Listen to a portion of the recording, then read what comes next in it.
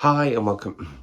Hi and welcome or welcome back to my channel. I'm Simon and today I'm back with a slightly belated April book haul. So some of the books that I got sent from publishers last month, some books from some lovely folk, and all the books that I bought myself. Now I'm going to mention the books that I got sent by some lovely folk first, for they are right on my knee currently. I usually head to the books that I've been sent by publishers first and start off with the books that I've shown you before. I will bring those up shortly, but like I said, these are on my knee.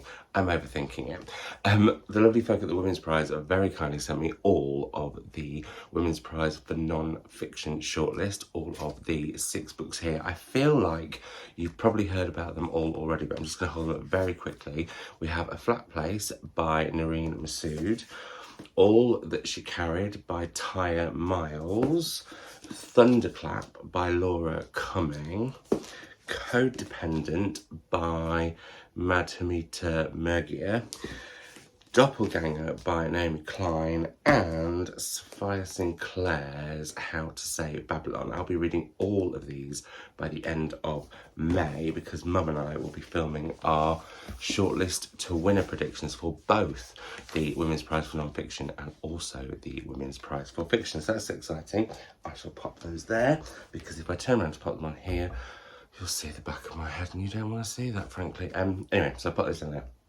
Now, as I mentioned, books I've shown on this channel in proof form before, or actually in hardback form in the first case, of The Housekeepers by Alex Hay. This is now out in paperback here in the UK, and I really enjoyed this. This is, well, if you can imagine Downton Abbey with the whole upstairs downstairs thing turned into a heist novel. I don't think I need to say any more than that. I'm going to be packing that to take to see a lovely fellow booktuber who I have been talking to online for I think about 15 years, but never met in real life, and I feel like I have. It's Sarah of Your True Shelf, whose channel I shall link down below.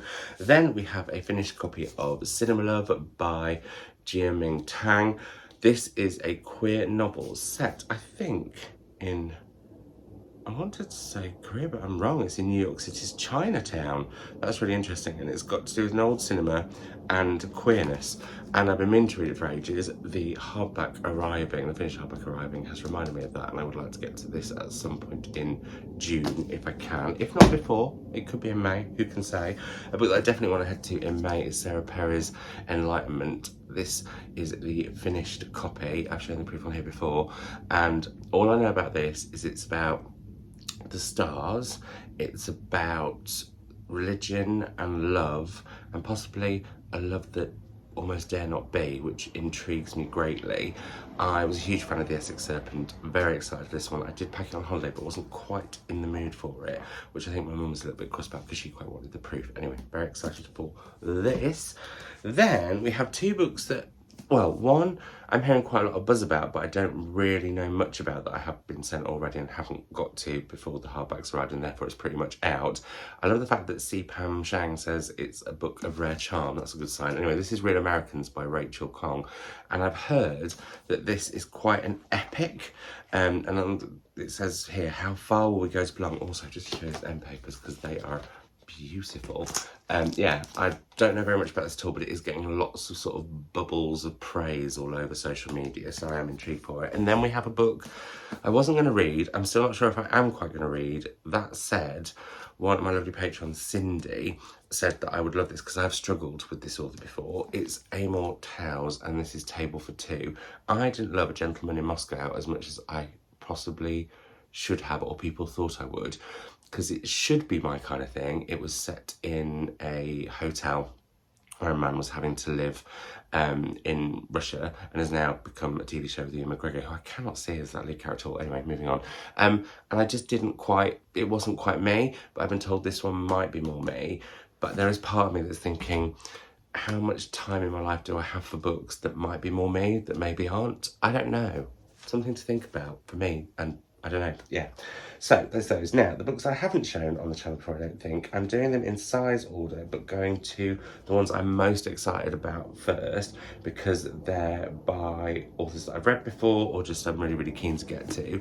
The first one of those is Sweat by Emma Healy. This isn't out until January next year. but I loved Elizabeth is Missing so much. I liked Whistle in the Dark. I think I felt like it was a bit long over complex and maybe did something at the end that I was sort of expecting, but I've heard that this is pretty different and will have me possibly on the edge of this very sofa. Although I don't actually read on this sofa very much, I only really film it. It's not exactly a sitting down. Anyway, moving on. You don't need to know about my furniture. This is about this book. I'm very excited for this. We'll be heading to it very soon because I do want to get into the habit of reading books that I'm just excited about when they arrive rather than saving them for a rainy day, especially as it rains quite a lot up north, although not as much as people think. Like right now, sunshine-tastic. Then we have Private Rights by Julia Armfield. I feel a bit of a fraud being sent this because I know so many people are so excited for this book. I read her short stories and really enjoyed them, but I started and never got around to finishing her last novel, which was, it would be helpful if I'd remembered this. Oh, it's not going to say, is it, just to vex me? It was Our Wives Under the Sea, which is so a me sounding book in the fact that it's about a woman who goes down in a submarine, leaves her wife behind, and when she comes back she's really changed. This, I think, has some similar sort of, well, not similar, it's not similar plot obviously, it's a totally different book, but some sort of similar vibes, bit spooky, bit creepy, and so yeah, I do want to get to this very soon. This is out in, oh no, January, February, the year doesn't start in April. I did find out the year used to start on March 25th, which is the day after my birthday. So in ye olden times, I would have been born on New Year's Eve. Anyway, moving on. The packages say there's no way to bury a body in Earth which is flooded. It's a fact consigned to history along with almost everything else. So I think this is, yeah, about a flood world. So water is a theme again, I'm assuming. But yeah, very excited for this one. Then we have, you can't tell because it's one of those proofs that doesn't give much away, or the final cover or anything, which I do wish publishers would stop doing, even if it's not like the exact cover. Holding that up, I don't think that you're going to remember that this is Small Rain by Garth Greenwell, are you? Let me know in the comments down below and I'll pass that on to the marketing departments if they care what my thoughts are on it. They should care what all of your thoughts are on it because you're a book buying audience. Anyway, this is sorry, I've still got that slight frog in my throat from having been quite ill for the past 2 weeks. Well, got it while I was on holiday, but let's all move on. I don't need the sympathy. I've worked through it. Anyway, Small Rain, Garth Greenwell. I don't know anything about this at all. I really, really loved Garth's novel, What Belongs to You. I thought that was fantastic. For some reason, I haven't read his more recent one. And I also bought Mitko, which is his novella, which ended up sort of becoming What Belongs to You. So maybe I need to have a Garth Greenwell binge at some point because I would like to be up to date with his work, as it were. So yeah, we have that one. Don't know what it's about. Then slightly bigger, and also possibly the next two, I think, no, the next three maybe, are the three that I'm most excited about and are some of my most anticipated books of 2024. The first of which is There Are Rivers in the Sky by Elif Shafak. I have no idea what this one is about. Well, no, that's not true. I know that one part of it is set in Victorian England, which really excites me. The idea of Elif, whose writing I've come to love so much. I also think she's an incredible person, but her writing is so good, and her writing about my favourite period in history, I think that's going to be brilliant. So yeah, I want to get to this very soon indeed. I think this is going to be a treat once I've read sort of all the books I need to read for work over the next week or so, which I'll be making a vlog about. So if you've got any questions about my work in all its different forms, then let me know in the comments down below and I'll try to include those in that vlog or respond to them or capture them or the responses to them in some way. Anyway, very excited for this. Hoping actually that me and Elif do an event this year. I'm worried that I don't have the big brain energy that she does, and therefore, I don't know, that gives me mild imposter syndrome and makes me a little bit nervous, but I would just love to sit and talk to her for a really long time. Maybe I just need to ask her if she'd like to, I don't know, have a coffee or something. But yeah, I would really, really like to read this very, very, very soon. As I would Little Rot by Akwaeke Emeze, who is another of my, well, becoming another one of my favourite authors. I don't know anything about this one either. I just want to go into it and see where Akwaeke takes me on this journey. There is a possibility I might be doing something with them on this channel around the book coming out. I'll keep you posted. But yeah, this is the proof. It's gorgeous. and I'm very excited for it, as I am The Sign of the Rook. Is that right? Death at the Sign of the Rook. Sorry, Death at the Sign of the Rook by Kate Atkinson. So excited. I wanted to get the title out far too quickly.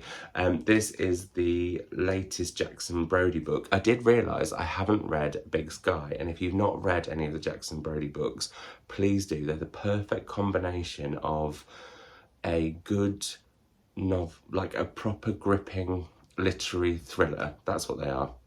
Plus, with the combination of Kate's brilliant, wry, dry humour, I just think she is absolutely phenomenal. And yeah, this is one of my favourite series ever. And that's why I haven't read Big Sky yet, because it arrived. I got super duper excited about it, then got so nervous. I was like, is it going to be as good as I want it to be? And when will there be another one? And now there is another one, so I need to play catch up.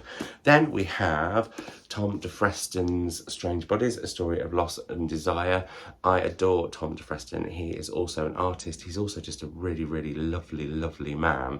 And I tried to film some stuff with him a while back for Sky, and it never got used. So maybe at some point we'll do something around this once I've read it.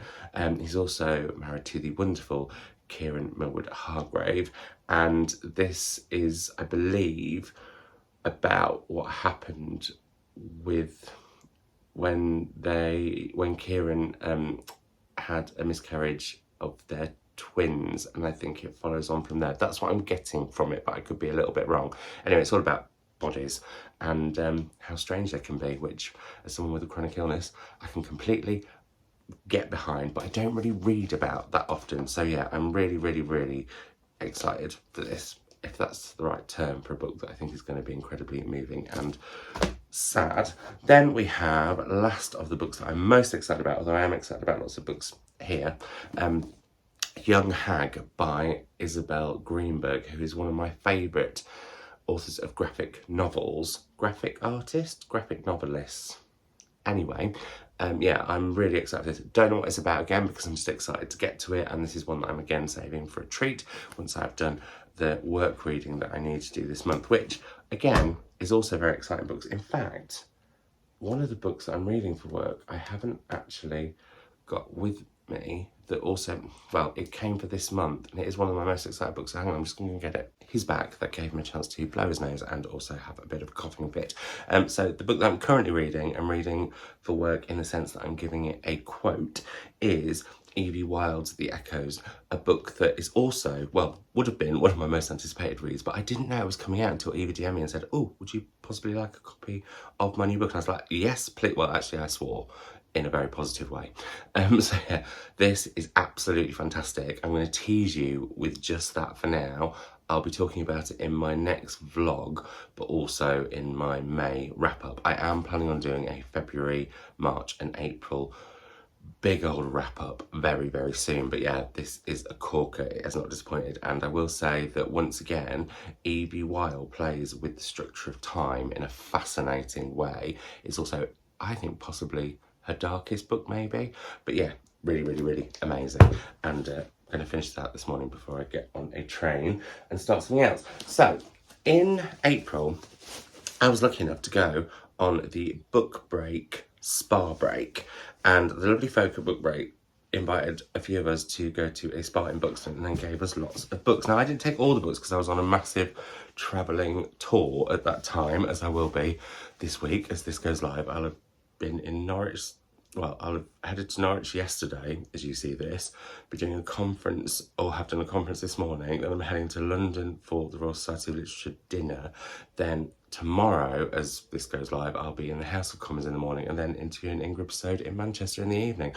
Thank goodness I've got 5 days off after that. So anyway, the books that I got there were a finished copy of Whalefall by Elizabeth O'Connor, which I've heard lots of, again, bubbling buzz about, and I'm much more intrigued and interested in books where there's a bubble of buzz rather than like buzz being shouted at and almost like buzz being rammed down your throat. I believe this is set off a small island near Wales, which makes me want to read it all the more because I love Wales. So yeah, Wales is in the country, not the actual whale. That could have been very confusing. Are there whales off the coast of Wales? I've seen them off the island. Let's all move on. Then we have They Dream in Gold by My Senar. Now, I'm going to do a lazy comparison to this and say that it gave me Fire Rush vibes by Jacqueline Crooks, only because it's written about music. This, I think, is set at a different time period. It's out in August, I should say. Wellfall is out now. Oh, and I should say, this is also out in August. But yeah, I'm intrigued for this. Sarah Jessica Parker loved it, which is an interesting sign, because I think me and Sarah Jessica Parker would be best book friends if only the world let that happen, because bar one author that I know she loves that I'm really not a big fan of, we have so many authors in common, including Karis Davis, who not enough of you have read. Anyway, she loved this. I'm intrigued for it. It says Mansour's sound is unique, a fusion of the polyrhythms of Senegal and the wild beats of East Coast American jazz. I'm interested. So yeah, there we go, we've got that one. We also have another proof of the burial plot with the final cover on it, which I'm very, very excited about. This is out in June. I really, really need to get to this, especially because I am in the acknowledgements of this book and you'll have to buy it to find out what Elizabeth says. So there we are. Then we have another graphic novel, Homebody by Theo Parrish, and I believe this is all about what it's like to be trans and non-binary, and that intrigues me a lot, so I want to get to that one. And then last but not least is Sociopath by Patrick Gagney, and I'm so intrigued by this because my friend Julie of BookTube read this and said she felt so manipulated by it, which would make sense because it's written by someone who has been, I believe, diagnosed, but has definitely self-diagnose themselves as a sociopath. But that to me sounds fascinating, and I love the idea of sort of being manipulated by a book. I quite often love an unreliable narrator in fiction, so I feel like I might enjoy it in this form. Then I also went to an event that the folk at Bloomsbury were putting on, and I picked up The Instrumentalist. It will look like this. The proof looks like this, although it does do a beautiful thing, because look, there's the shape of a cello in there, and then you have the final cover. And this is about it's by Harriet Constable, and this is about a prodigy of Vivaldi's who hardly anyone has really heard about, but at the time was really famous. And Vivaldi used to go to a school for orphan girls and would instruct them on music, and that really intrigued me. I don't normally like books about music, but that idea of like, not a secret history as in Donna Tartt, but like a secret history of someone from history that we don't know enough about, and has that link to Vivaldi. Also, it's set in Venice. I love Venice. And so, yeah, all of those things makes me want to read it. Very excited for Private Revolutions. This obviously won't look like this when it's done. This is by Yun Yang, and it's coming of age in a new China. And I should say Harriet and Yun Yang and the next author I'm going to mention, Rosie Andrews, slight spoiler. Only a spoiler of mere minutes though. They all talked about their books, and this is about 4 different women over the last, it's non-fiction, over the last 4 decades in China, when there has been so much change, and that really intrigued me. Also, the finished cover is stunning. I mean, this, apart from the fact that it almost goes with my top, I'm having a bit of a sage moment at the moment. I'm actually planning on doing the spare bedroom sage, which is my mum's room and is currently turquoise, and she's mildly concerned about it. Anyway, moving on. Again, why am I telling you all about my furniture and now my decorating? Moving on. Yeah, so it's set over 4 decades, the last 4 decades, through the eyes of 4 women in very different parts of China, and how their lives have changed. I think it's going to be so fascinating. And then we have, as I mentioned, Rosie Andrews, The Puzzlewood. Oh, I think this is out now, and I think this is out August. Big time for books in August. So yeah, Private Revolutions out in, I think it is out now, 9th of May. Yeah, just come out. I really want to finish a copy of that. And also we have, The Puzzlewood by Rosie Andrews. This is the proof. I think this is out now, and I've seen some stunning editions of it here, there and everywhere. It's a spooky old house tale, and what more could you want? I read the Leviathan, Rose's debut, and really enjoyed it. It was a little bit bonkers, and I wasn't 100% sure what it was doing all the time, but what was really refreshing to hear was that once Rosie had written it, she felt similarly, because she was talking about that. So yeah, anyway, very intrigued for that one. Then, just other books. I have a paperback edition of A History of Burning by Janika Oza. I really wanted to read this last year when it came out in hardback. Still haven't got around to it, but would like to at some point, so very nice to have the paperback edition. Another one of Sarah Jessica Parker's books that she loved. I think it's one of her favourites last year, actually, and has been up for the Carol Shields Prize. As I'm recording this, I don't know who's won that. It's going to be announced today as I'm filming, so by the time you see this, you'll all know and probably be laughing and saying it was that one or it wasn't that one or whatever. Anyway, there's that. Then we have Napalm in the Heart by Paul Gouache. Now, I don't know what it was about this that, oh, I do know what it was about this that made me want to read it. Somebody described it as being a really vignette-y book, and I love a book of vignettes. I think it's queer as well, and that was all I needed to know. And yeah, it's translated from the Catalan by Mara Faye Leatham, by the way, I should say. Although it'd be better if it said that on the cover, not on the back. Even though this is a proof, so maybe by the time it comes out, it will be on the cover. When is it out? When is it out? July. Can't do my months. Which is weird because they're words, but I guess they're number order and mere numbers. We aren't the best of friends. Then we have a book that I've read. I mean, imagine. Well, I've read the Evie Wild, so that's 2 out of lots of books that I've read. It's Andre Aciman's The Gentleman from Peru. I interviewed Andre.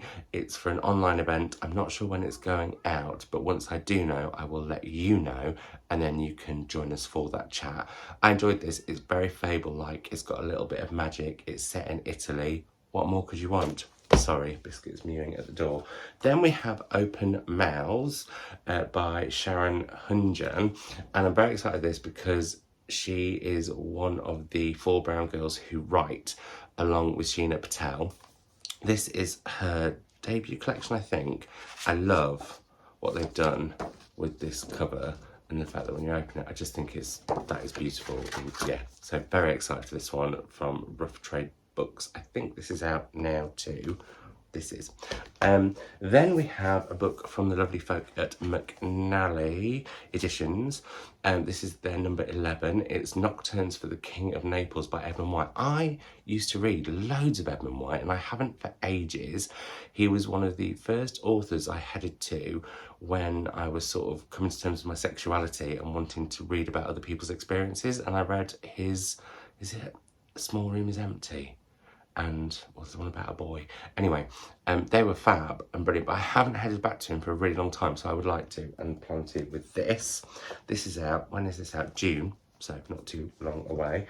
Then out in November, blimey, but very kindly sent to me by the lovely folk at Atlantic, we have Hum by Helen Phillips. Now, I've been a bit naughty here because I said I was going to stop getting books by authors where I've collected like 3, 4, 5, 6, 7 of them because I think they're going to be some of my favourite authors but not actually read any of them. Helen Phillips is one such author. She writes about the not quirky, not queer, not quaint, something else, otherworldly, but I want to use a word beginning with Q and I don't know what it is, but she does that. And yeah, I'm really excited to head to her, but I actually need to head to her. So could you please remind me every so often that I need to do so? Oh, it's got lovely short chapters. Lovely short chapters. Then we have Scripted, can't tell from the cover of this, by Fern Cotton. Now, I'm a bit like that about celebrities writing novels, but I know Fern Cotton is a huge book fan, and I think if you're madly in love with books, you may really want to write one, but I think unless you can, you probably wouldn't unless you're a complete egotistical maniac, which is not the vibe that I get from Fern Cotton. Not having ever met her, but it's just not the vibe I get. And so I'm hopeful, therefore, it's a really cooking book because she loves books so much. Does that make sense? Does it make sense? What's the psychology behind that? I don't know. Sorry, I had a little cough, needed to have a little bit of tea. Very intrigued for this one, and we'll be getting to it in due course. And then we have 2 final books from publishers that I wasn't sure about. They have such, I think they're such similar covers, but you'll probably say they're not. And there's definitely sort of a blood red vibe going on with these historical ones. We have first up Spitting Gold by Carmela Laukis. And when this started, I was like, oh, it looks really gothic. And I do love gothic historical fiction, so I don't know why I don't head to it more, and maybe I should. But I was a bit like, looks a bit like what I've seen a lot of. it says Good Sister, Bad Sister, that one last con. So I'm intrigued for that. But then when I found out, I think it's a queer novel, or at least the author is queer, I was like, oh, I want to read that. So that's how my brain can be swayed. And the other one is Leanne Dilsworth's House of Shades, who she's an author that people have gone absolutely bonkers for, very, very excited for, and I feel like I need to get to her work. Theatre of Marbles, that was the one everyone was absolutely raving about. But do you see what I mean? They're not the same, but they're sort of a similar, there's something going on with the Crimson at the moment, or Blood Red. Right, on to books that I have bought myself. And you know what? It's not many, I'm quite proud of myself.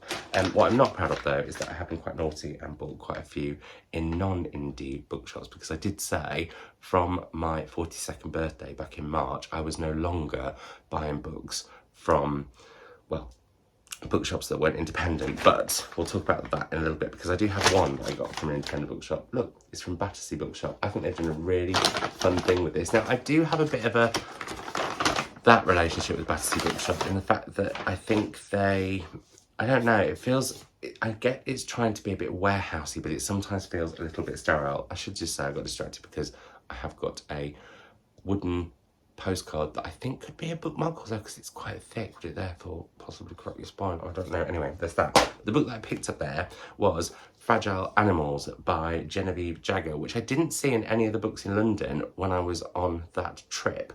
Might be in there since. Anyway, the reason that this got me excited was, one, it says when an ex-Catholic woman develops a sexual relationship with a vampire, she's forced to confront the memories that haunt her religious past. Super interesting. Sorry, I said that super quickly. But also, I love that the author's bio says, Genevieve Jagger is a queer writer and witch from Scotland. All I needed to know. So very intrigued for this one, and I'm hoping to get to that one quite soon. A book that I got off eBay. I know. Who am I? But you can't get it easily anywhere at the moment, and having read their most recent book, I'm really keen to get to this one. It's Love Marriage by V.V. Ganeshananthan, and it says, in his globe-scattered Sri Lankan family, we speak only of two kinds of marriage. The first is the arranged marriage, the second is the love marriage. And yeah, I've really, really, really liked Brotherless Night. I wanted to read more by quite a few of the authors that have other books who have been shortlisted, or indeed longlisted actually, for the Women's Prize Fiction, because Megan Nolan, why did you not get shortlisted? Why? Anyway, so I picked this one up because I want to find out more about VB's writing. Then the next 5 I bought in Waterstones, and this is me learning a lesson, reminding myself that I need to not do this again. I bought 5 books I didn't have from the International Booker Prize shortlist. So we have Kairos by Jenny Erpenbeck, which I wasn't particularly excited about anyway. We have Crooked Plough by Itamar, sorry, on the side it looked like the title was It Something. Anyway, we have Itamar Vieira Jr.'s Crooked Plough, which I am very excited about, set in Brazil. Really, really intrigued for that. I love me a bit of Brazil. Then I've got What I'd Rather Not Think About by Genti Posthuma, which again, I'm also pretty interested in. As I Am Selva Almada's Not a River, I should be saying who these are translated by. Naughty me. So we have Kairos by Jenny Effenbeck, translated by Michael Hoffman. We have Itamar Vera Jr.'s Crooked Plough, translated by, see, that should say, that's bad. That should really say somewhere very easy to find, 1 Second Caller. I don't know where it is. Or did he translate himself, does that mean? Maybe he did translate it himself. I'm not sure. I'll do a bit more research into that. Sorry, I should have done that beforehand. Then we have What I'd Rather Not Think About by Genti Posthuma, translated by Sarah Timmer Harvey, says it on the cover, well done. Silver Amalda's Not a River, translated by Annie McDermott, also says it on the cover, well done. And last but not least, The Details by Ia Genberg, which is translated by Kira Jofferson. So there we are. I was going to do a reading vlog reading all of the International Booker shortlist. The winners announced next week. I'm very time poor, but I did make, I think it was probably one of my favourite reels ever. I think I've only ever made about, sorry, am I? exciting. I think I've only ever made about 3 or 4, maybe 6, 7, 8. But I made a reel with these after I bought them, and I did really enjoy that, but that's quite an expensive exercise. So yeah, I will get to all of these, possibly not this one, unless it wins maybe, because I'm thinking of doing a award winners of 2024 video where I read lots of different award winners from 2024. So anyway, and the reason I picked up one of those was actually because I'd gone in 2 Waterstones to do a 3 for 2 because I was having a bit of a wobble day, and I need to get better at also not buying things when I'm feeling sad, but buying things as like a well done when you've done stuff. Anyway, so I did a 3 for 2. Basically, a 3 for 2. In fact, no, I did this in Blackwell's, which is still part of Waterstone, so it still technically doesn't count. Anyway, moving on. So, the 3 for 2 that I got, I tried to use that as an excuse as to why I bought another 5 books. That's daft. And also, I think I just got a bit mistaken. Anyway, I'm holding up what one of the books in my 3 for 2 from Blackwell's was. It's Brother, Do You Love Me by Manny Coe and Ruben Coe. This was one of my mum's favourite books last year. My mum has a YouTube channel, which I'll try to remember to link down below. And I wanted to read this in April for the savage reading prompt of picking one of your favourite booktubers' favourite books of last year. I know that's possibly a bit cringe that I chose my mum. Maybe I should choose someone else. I don't know. I am behind with my prompts. I won't lie. Only by... well, I didn't do April, and now we're in May, so not that far behind. I'm not going to beat myself up about it because it's meant to be fun. But she really, really loved this non-fiction book about the relationship between 2 brothers. And yeah, I want to get to that at some point. As I do, and this was naughty of me because I have the proof of this. It's Eyes, Guts, Throat, Bones by Moira Fowley. Short stories that are all a little bit otherworldly. What is that word that I was looking for beginning with Q? I don't know. It's going to suddenly come to me later on the train, isn't it? Anyway, really, really want to get to this, but the proof doesn't have this cover. So I just thought, oh, go on, Simon. You need an extra one when you're in your 3 for 2. So what's it going to be? It was this. I know Kira Millward-Hargreave, the aforementioned Kira Millward-Hargreave, really, really loved this. And then the third of the 3 for 2s, and actually the second, because that last one was the third additional bonus book I got, was Disobedient by Elizabeth Fremantle. This nearly went on holiday to Italy with me because it's set in Rome in 1611, and I believe it's about a woman who defies the expectations of society at that time.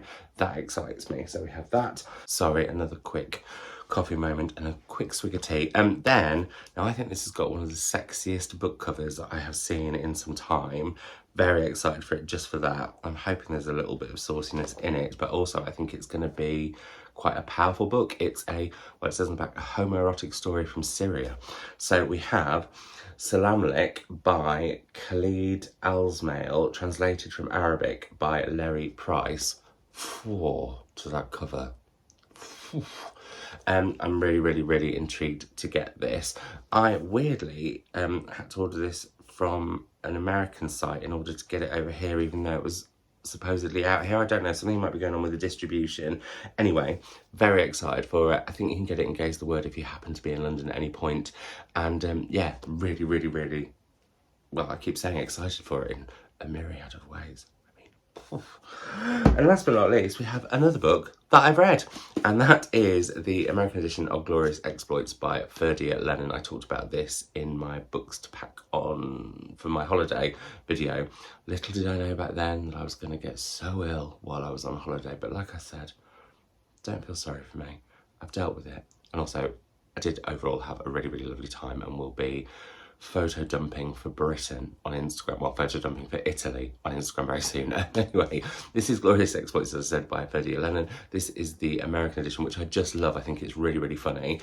This book, well, I'll talk about it in my February, March, April wrap-up, but reading this, where it was set, was the most unexpectedly haunting experience I've had. I was very emotional when I went to the quarry in Syracuse where, like I said, this was set. This is about the failed invasion of the Athenians to Sicily back in 400 BC. And it starts off quite rompy, and then as it goes on, it just gets more and more emotional and kind of despairing. And yeah, also has some really brilliant payoffs, there's a magical element to it, all sorts. Anyway, really, really, really enjoyed this, and I'm thrilled that I now have this edition to put on. I've just spotted the owl on the back that's also got the funny eyes. So yeah, I think this is one that when I read it, I was like, oh, I liked it. Then I had the experience of going where it was set and thought, oh my god, that's really hit me, and then have thought about it a lot since. So could end up being a contender for one of my favourite books of the year. So there we are. That is my belated April book haul. I hope you enjoyed it. I hope you're all doing super duper well. I've got to dash because I need to get on a 5.5 hour train. Need to pick what books I'm going to take. Haven't actually packed any of my clothes. Need to get on with it. Not going to edit this massively, apart from where I've had my little sneezing coughing fits. But yeah, I hope you enjoyed it. I hope you're all reading something wonderful. Let me know what books you've recently acquired, however it's been, be it through the library, be it books that you've bought, be it gifts, any of those things, and I will see you. Oh, and if you want more Savage Reads stuff, and if you want more of my stuff, oh, I feel like awkward, I just called myself Savage Reads, and I really don't like it when other people do that, so I don't know why I did that. But if you'd like to see me elsewhere, my Instagram, my Patreon, my artist formerly known as Twitter, etc, etc, is all down below, and I will see you in another video very, very soon. Thanks as always for watching. Bye.